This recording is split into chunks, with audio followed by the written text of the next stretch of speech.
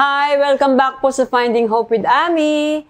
Ngayon po ang guest ko, masayang-masaya ako kasi anak.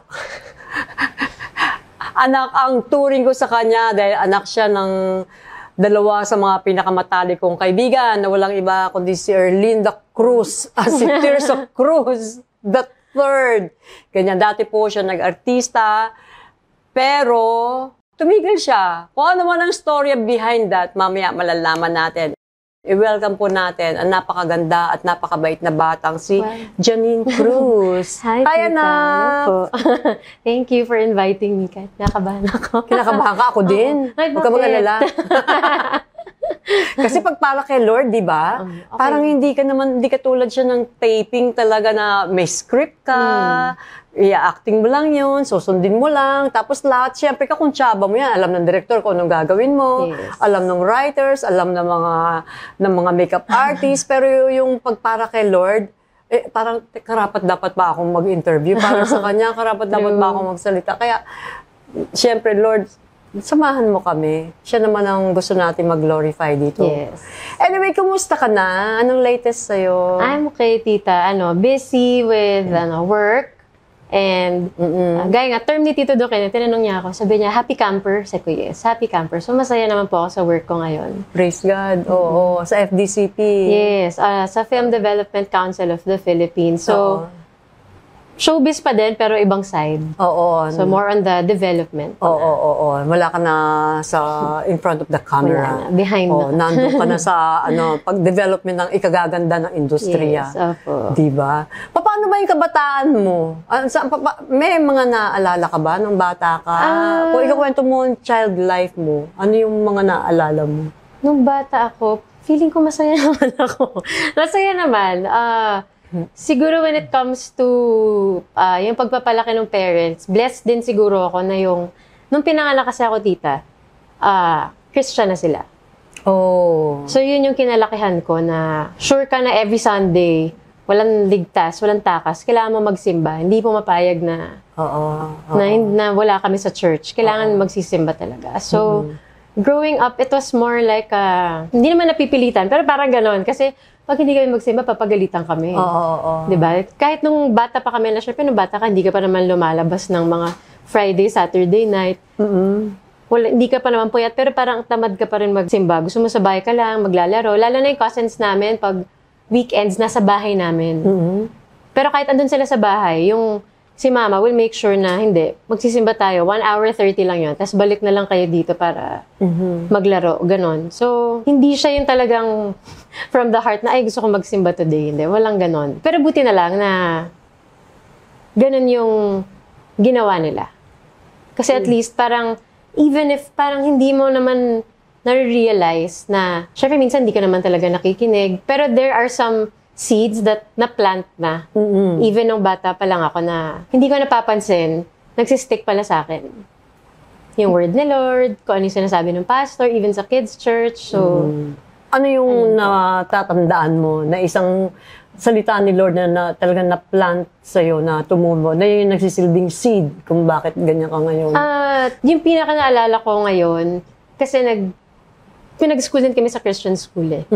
So, highly encouraged din, syempre, yung Sunday churches. Every Wednesday, meron kaming tawag nila ng chapel hour. Okay. So, every Wednesday, parang may service din kami in the morning. Bago yung pinaka-class. So, it was really more of yung really having that relationship with Him. So, ilang taong ka nung sa, itong Christian school na to? Grade 6 ako pumasok.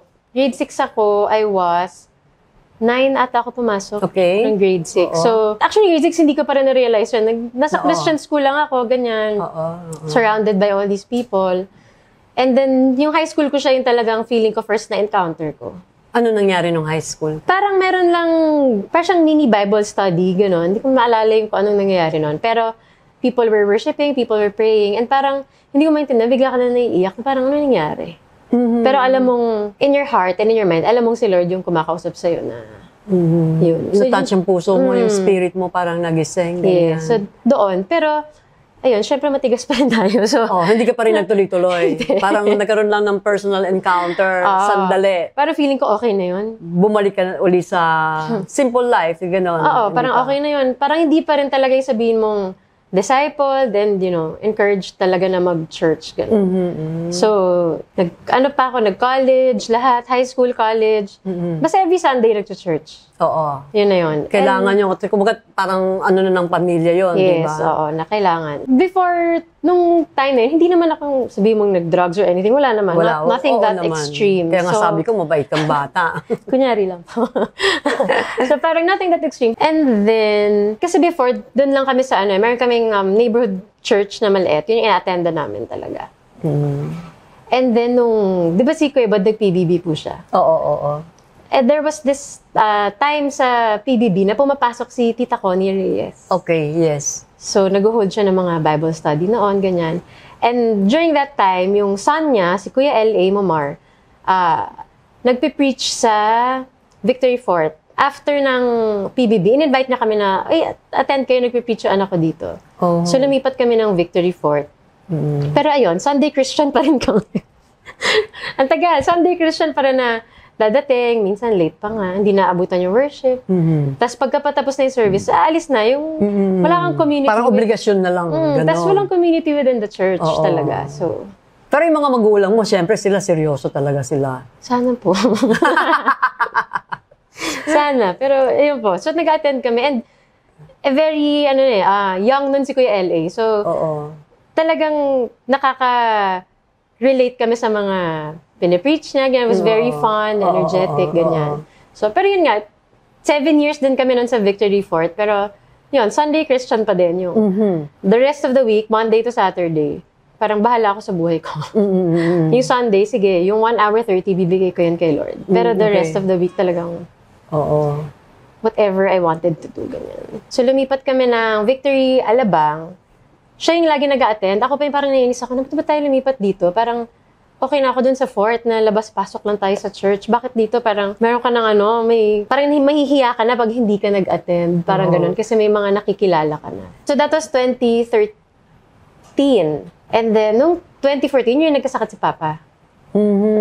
So dun yung, syempre, di ba? Usually pag may nangyaring sakuna or anything. Nagkaroon siya ng cancer daw, di ba? Yes, nagkaroon siyang cancer. Dun ka lang naman talaga lalapit kay Lord eh. Yun yung time na wala kang choice. Lalapit ka talaga kay Lord. Ano ba? Nahirap magsalita pag naiiyak. Gusto mong tubig? Di pa. Iniiyak ka din. Kasi naiiyak ako kasi nandun ako di ba? Nandun ako, tsaka siyempre si Tirso Cruz, kuya yan Marami na kami rin pinagdaanan. Siyempre, kumbaga, pamilya tayo, di ba? So, yung pinagdadaanan ng isa, pinagdadaanan din ng lahat. Ganun. So, yun po, doon nag-start talaga na, syempre, nag-pray for healing, ganyan. And then, sobrang miracle na, after siya operahan nun, di ba parang dineclare na po ng doctor na, he's really cancer-free, pero kailangan lang ng nag-chemo pa rin naman siya, pero it was more of, preventive na lang. So, after nun, kinonect na ako ni Kuya Bod sa isa sa mga leader sa Victory Alabang.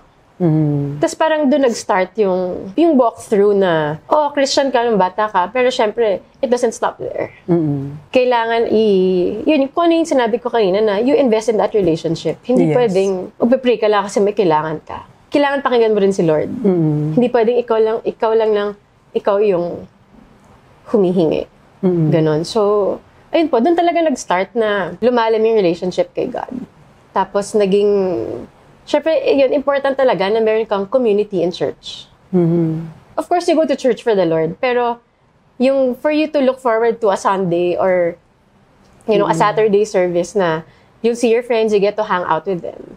Iba din yun. And then, na mga godly friends din. Yes, so they also keep you grounded. Oo. Ayun, na-enjoy ko yung magkaroon ako ng friends sa church, tapos nagkaroon ako ng sarili kong ministry, ganyan, I would attend yung mga classes sa church, ganyan. So, yun. Na-enjoy mo lahat yun? Opo. Yung mga classes na-enjoy mo? So, yun yung pinaka-turning point, di ba? Parang, it had to, parang it took a sickness or something para lang lumapit ka kay Lord na, syempre sana hindi ganun, di ba?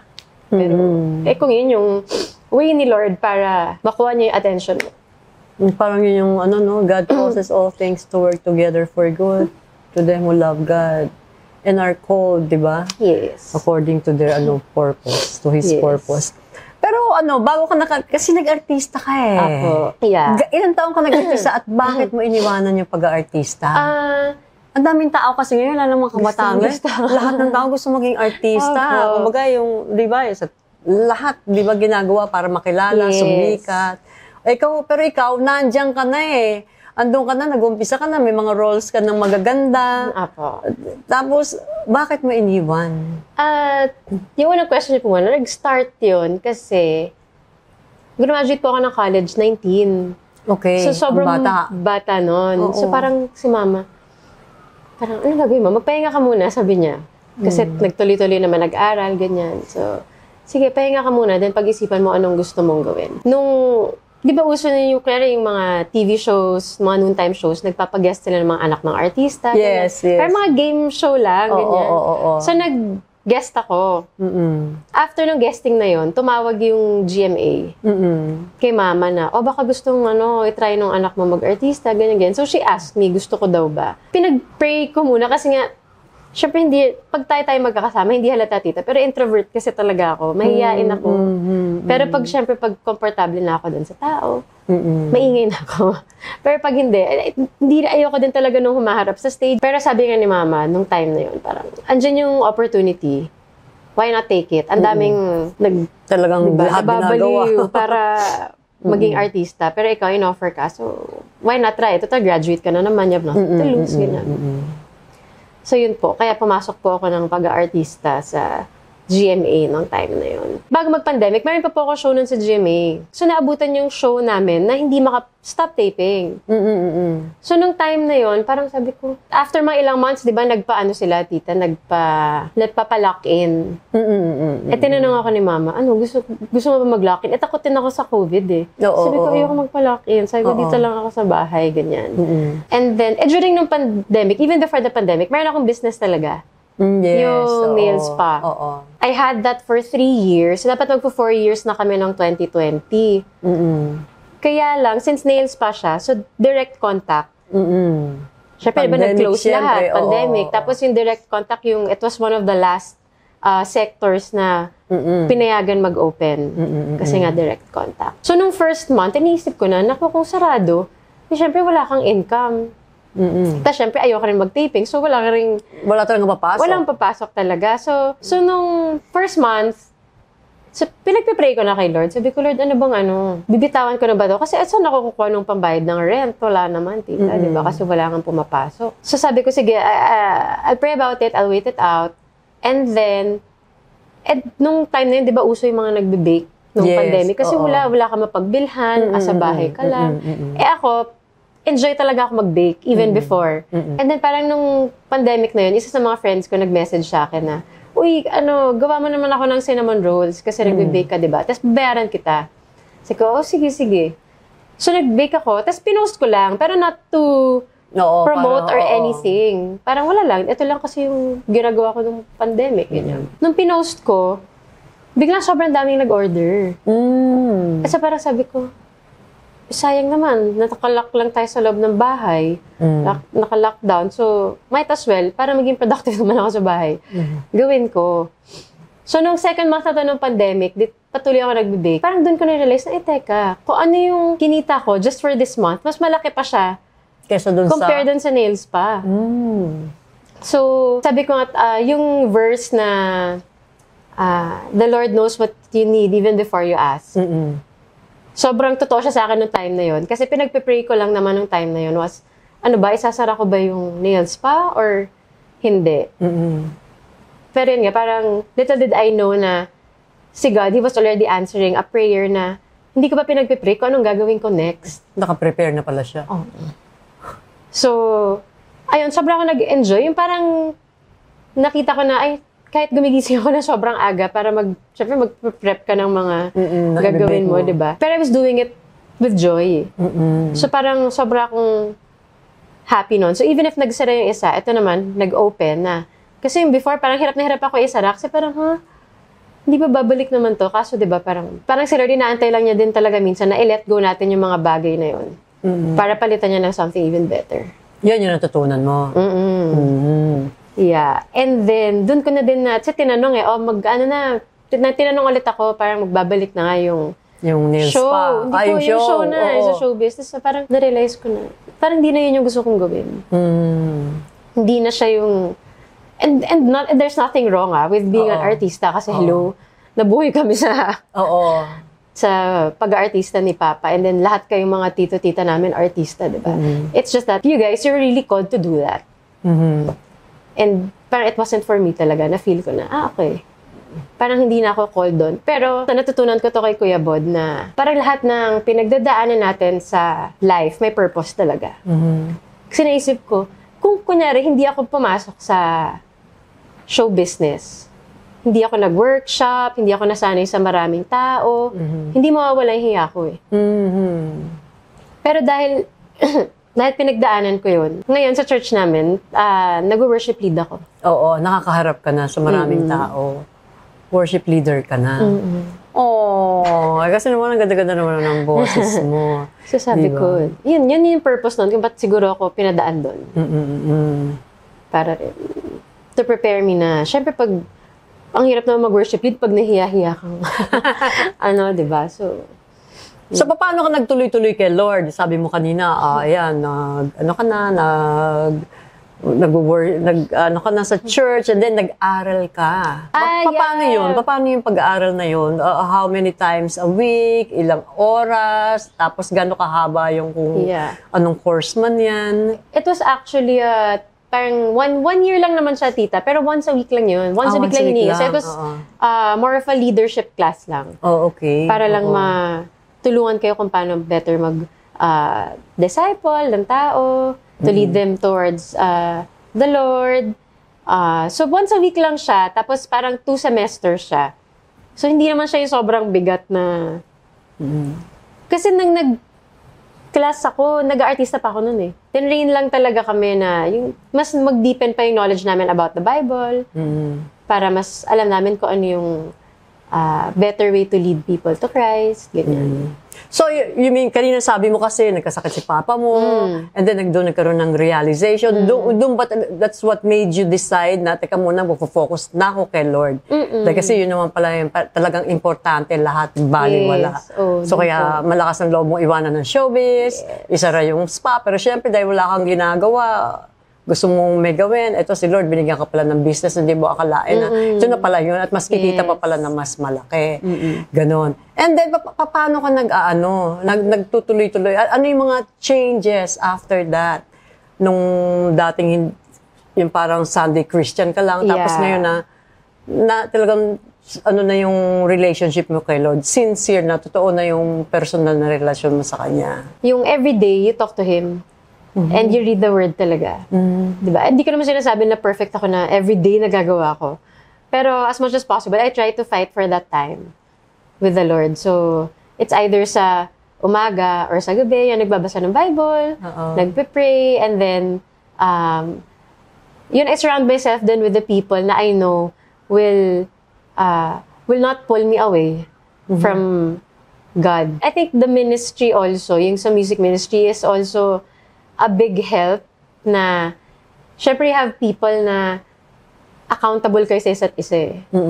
Diba na, alam mong you go up on stage, you lead people to worship, so mas nagiging aware ka kung ano yung dapat mong gawin, ano yung tama, ano yung mali, saan mo kailangan magbago, saan mo kailangan mag-adjust, ganun.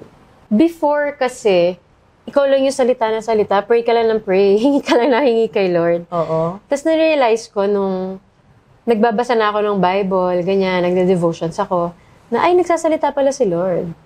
Kinakausap niya pala tayo. So, yun yung na everyday, meron kang fresh encounter with Him na, ito yung word ni Lord sa'yo for today. So, Ano pa yung ibang pinaka-importante para sa'yo na yung na sinabi niya sa'yo na hindi mo makakalimutan sa mga... Nung recent. So, nung January, meron kaming prayer and fasting. Okay. So, nagbabasa naman ako every day ng Bible, di ba? Magde-devotions ka. Pero sometimes kasi sa sobrang dami mong ginagawa, parang feeling ko, baka namamadali ko na, or hindi ko masyadong binibigyan ng time, ganyan. So, nung January, yun yung parang word niya sa akin na parang in all things, acknowledge Him. So, yun yung trust in the Lord.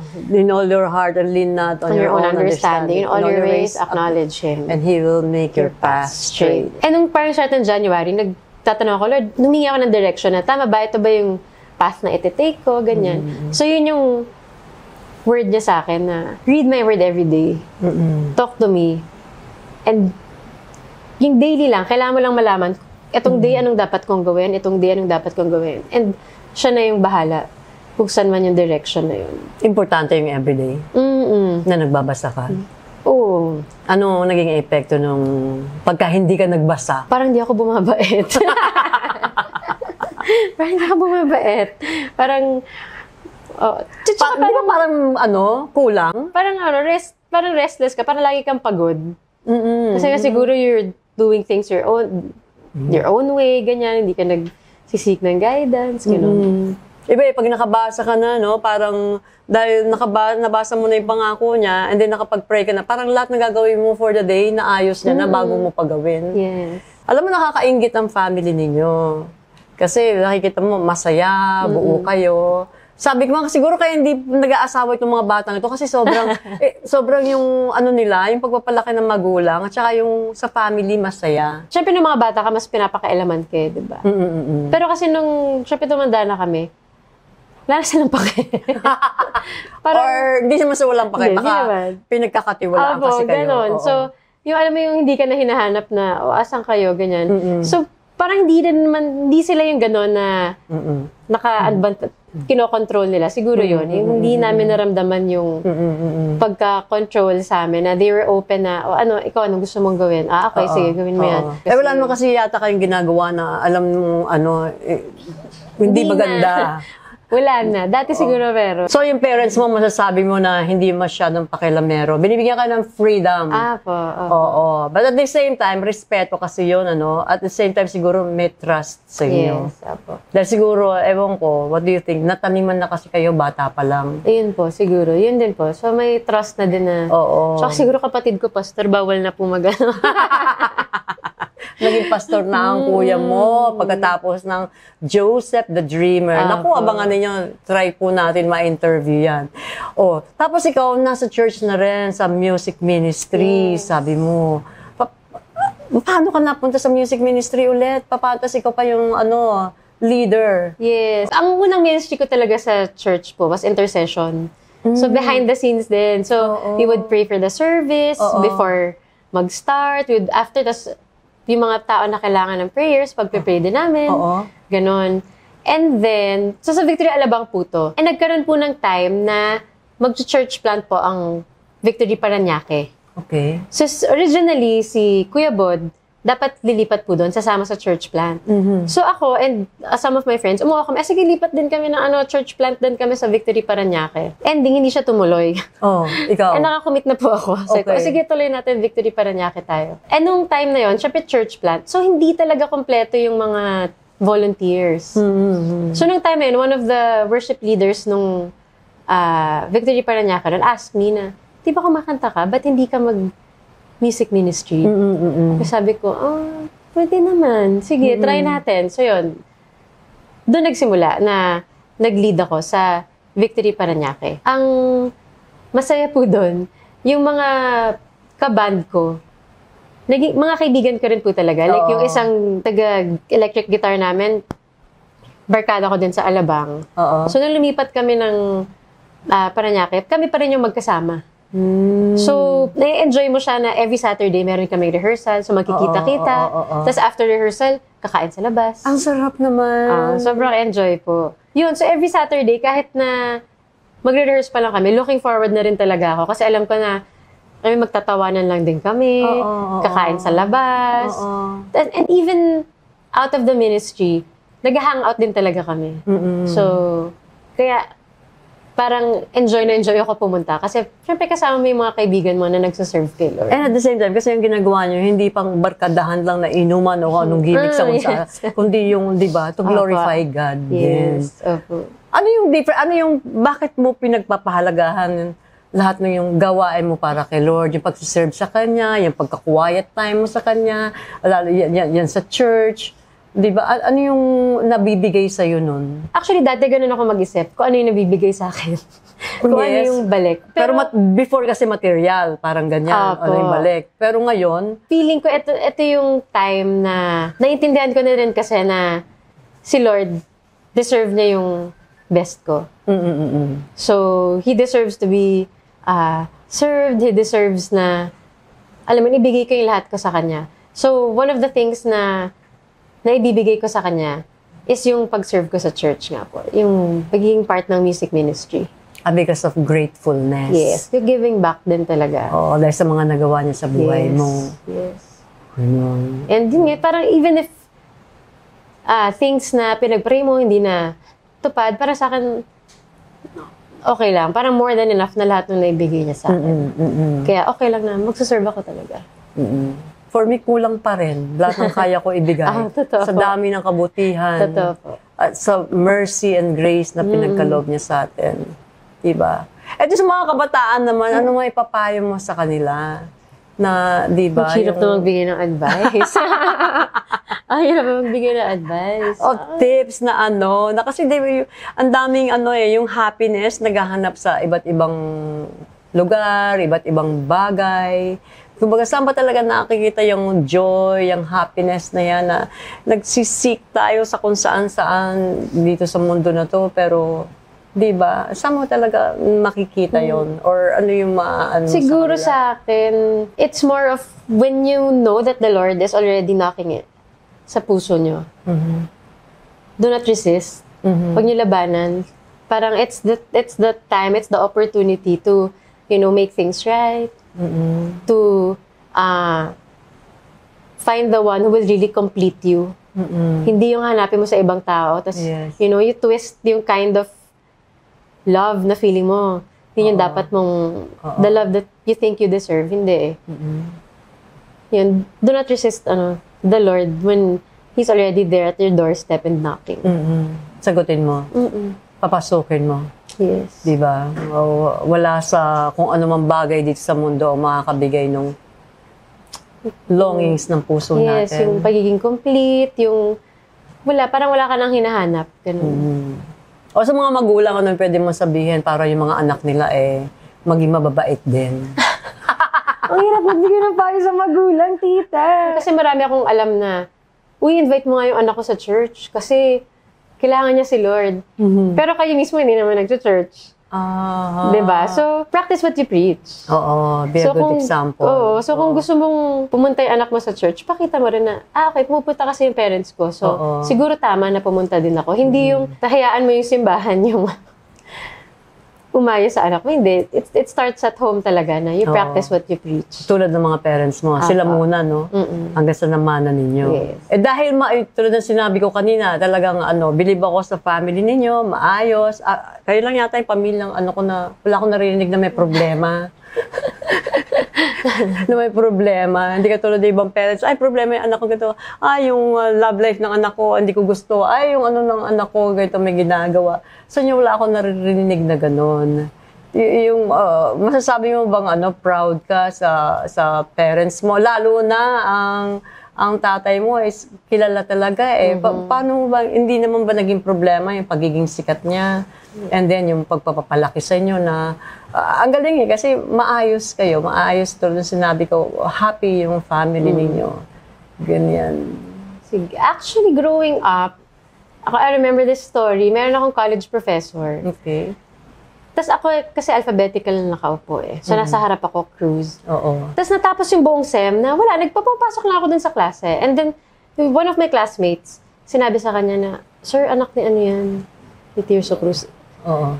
So, pinatawag ako, ba't yung sinasabi sa akin, anak ka ni Tirso Cruz? Parang, Sir, ba't kailangan ko sabihin? Big deal. Oo. Para naman nagtatrabaho yung mga magulang namin, di ba? Pero, Yun, hindi siya yung, kasi it can go, diba, two ways na pwedeng, isa advantage na bibigyan ka ng ng special treatment dahil anak ka. Meron din kasi na, anak ng artista, gano'n. Walang dito. Yung gagawin ka. So ako, I never really tell. Yung mga nagsasabi pa yung mga nasa paligid ko, not because I'm not proud, parang feeling ko, normal na trabaho nila yun. Diba? So kung yung tatay mo, businessman, o businessman, tatay mo, police or doktor, ganyan. May kataon lang yung akin, artista, nakikita sa TV, pero lahat naman yan pantay-pantay, walang So hindi siya, it's not something na inaano ko na, uy, anak ako na yun, gano'n. Hindi, yun nga, not because I'm not proud, it's just that, to me, growing up yung iba, naririnig ko, nasa starstruck sila kay na Tita Ami, tapos parang ako, nung bata, hindi ko pa naintindihan. At saka lumalaki kang kasama mo, normal na sa'yo, ordinary na sa'yo. Okay, sikat pala sila, gano'n. Yeah. Like, yung second question niyo po, kung yung proud ako sa paano nila kami pinalaki and walang problema. Of course, no family naman is perfect. Diba? So, pero siguro grateful lang din ako talaga na at a very young age, lahat kami, in-instill nila sa amin yung importance of having that relationship with Jesus Christ. Yes. Talaga. Yun ang tanim nila talaga. Yun talaga yung parang siguro masabi ko, nakatulong sa amin growing up to keep us grounded. At yun yung foundation. Yes, yun yung foundation talaga. Doon nag-start. It's not really, sabi mo, of course, we're grateful, pinaaral kami and all. Pero iba talaga yung pag meron kang foundation na relationship with the Lord. Ano yung life goal mo na sa darating na panahon? Hanggang ano palagay mo yung gagawin mo? Ang hirap naman ng tanong, tita. Di ba? Hanggang sa pagtanda mo, na-imagine mo ba kung magiging ka, after 5 years, after 10 years, nasaan ka na? Ano ang position mo? After 25 years, napakabata mo pa kasi, pero sa utak mo? Kung saan ako nilagay ni Lord ngayon, doon ako nakafocus. Parang I want to be fruitful and productive in kung nasan ako ngayon sa life ko. Right now, since I'm working with the government, so, kung hanggang kailan ako gusto ni Lord, nandun sa position ko ngayon, then so be it. Doon. Basta kung saan niya, kasi sabi nga nila, di ba, the safest place to be in is inside the will of the Lord. Amen. And yung pinaka-dangerous na place is outside His will. So, right now, ang alam ko, dito niya ako called, as much as possible, I will try to be productive and fruitful kung saan man ako nilagay ni Lord. Oo. So, ang pinaka-goal, kung ano man yung will ni Lord sa'yo, yun ang gagawin mo, yun ang susundin mo. Take it one step at a time talaga. Okay. Palagay mo, magtatagal ka hanggang sa pagtanda mo dyan sa government. Hindi ko alam. Hindi ko alam. Pero sa service kay Lord, ngayon tuloy-tuloy pa rin na worship leader ka. Oo. Yun ang talagang Yeah. Can we ask you to pray for the mga kabataan ngayon? Na, yun, di alam ko nung gusto, or naliligaw ng landas, or medyo kuminsan, parang baka naiiba ng direksyon, or hindi nila alam kung saan ba talaga dapat sila, or hindi nila alam na nasa mali sila. Sige po. Ganun. Thank you. Can you pray for them? Sige, let's pray. Thank you. Lord, we thank you for this day. We thank you, Lord, for this time that we could speak about what you have done in our lives, Father God. Lord, I pray, Lord, for the people who are watching this, not only the youth, but everyone watching, Lord, Lord, I pray that you send people their way, God, who will really lead them towards you, Lord. I pray, Lord, that you open up their hearts, open up their minds, Lord, to hear and know about you, Father God, kung sino ka, kung ano, Lord, yung kaya mong gawin sa buhay nila, and how you can change their lives for the better, Father God. Lord, I pray that you will restrict the work, Lord, of the evil one in their lives, Lord, that you will allow them, Lord, to really hear from you, not only hear, but they will really listen, Lord, and really take a step forward and just really come before you, na ilay down nila lahat, Lord, ng burdens nila sa'yo, Father God, lahat ng mga things that are bothering them, Father God, and I pray that you will just give them, Lord, that assurance that you are always with them, that you will not forsake them, and that all they need to do is just surrender everything to you and believe that you are the Savior of their lives, Father God, and that Ikaw lang, Lord, ang makakabuo sa kanila, Lord, sa katauhan nila, Panginoon. Yes, Lord. Thank you, Lord, for everything. In Jesus' name I pray. Amen! Amen! Oh, thank you, anak. Thank you very much. Diba? I hope, and alam ko naman na na-bless kayo sa lahat, lalo na yung mga kabataan ngayon, marami kayong natutunan, marami kayong napulot, eh sana lang din, sundin natin yung payo niya, di ba? Si Lord Jesus lang talaga eh. Siya lang yung importante, siya yung kailangan lang papasukin natin sa buhay natin at makikita ninyo. Miracle. Yung hinahanap mong kaligayahan dito sa mundo, hindi mo alam kung saan-saan mo hinahanap, pero isa lang ang sagot dyan, si Jesus Christ lang mga kapatid. Hanggang sa susunod, dito pa rin po sa Finding Hope with Ami. God bless po sa inyong lahat.